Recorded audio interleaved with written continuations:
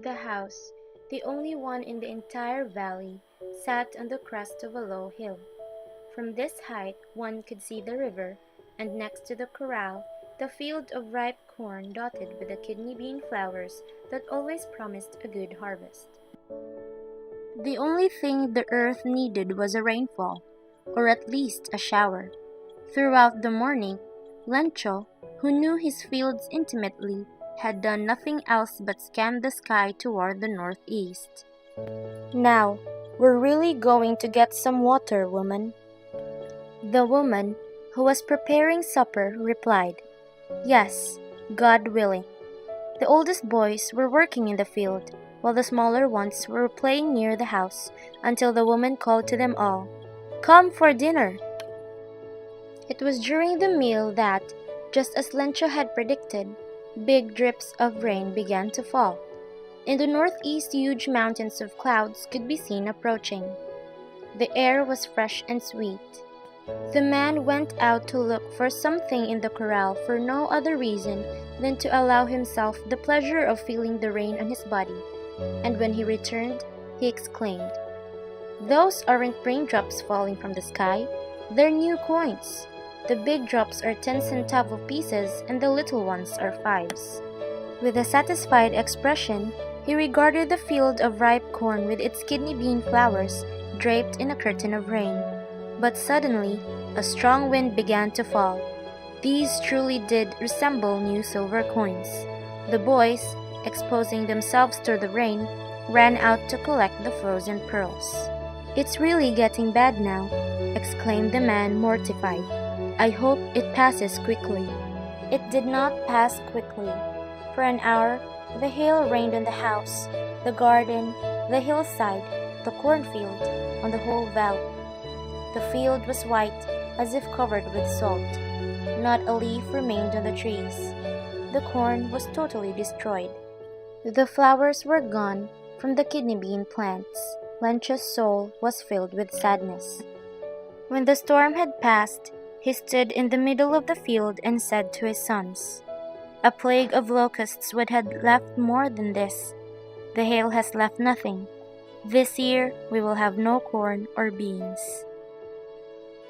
That night was a sorrowful one. "All our work for nothing. There's no one who can help us."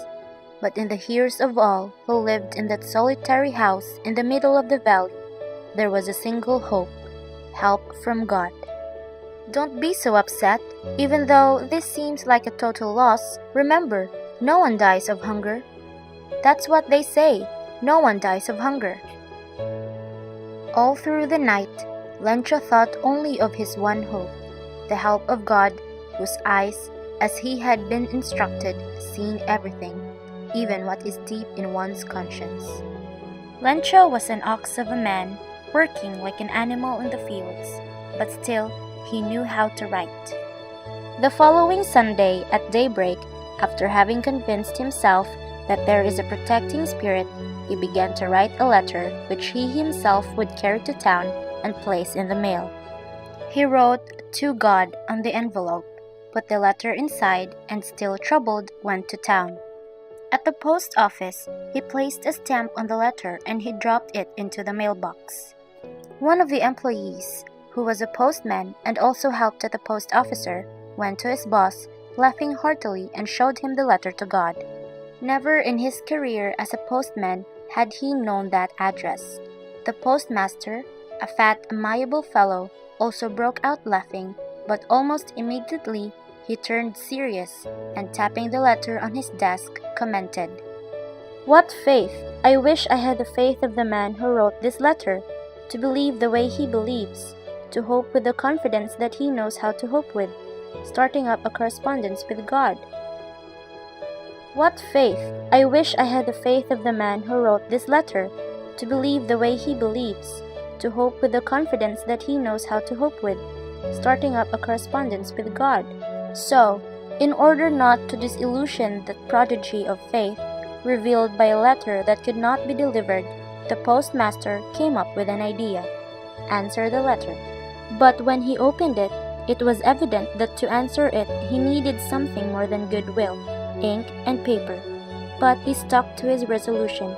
He asked for money from his employee, he himself gave part of his salary, and several friends of his were obliged to give something for an act of charity. It was impossible for him to gather together the 100 pesos requested by Lencho, so he was able to send the farmer only a little more than half. He put the bills in an envelope addressed to Lencho, and with them a letter containing only a signature, God. The following Sunday, Lencho came a bit earlier than usual to ask if there was a letter for him. It was the postman himself who handed the letter to him, while the postmaster, experiencing the contentment of a man who has performed a good deed, looked on from the doorway of his office. Lencho showed not the slightest surprise on seeing the bills, such was his confidence, but he became angry when he counted the money. God could not have made a mistake, nor could he have denied Lencho what he had requested. Immediately, Lencho went up to the window to ask for paper and ink. On the public writing table, he started to write with much wrinkling of his brow, caused by the effort he had to make to express his ideas. When he finished, he went to the window to buy a stamp, which he licked and then affixed to the envelope with a blow of his fist. The moment that the letter fell into the mailbox, the postmaster went to open it. It said, God, of the money that I asked for only 70 pesos reached me. Send me the rest, since I need it very much. But don't send it to me through the mail, because the post office employees are a bunch of crooks. Lencho.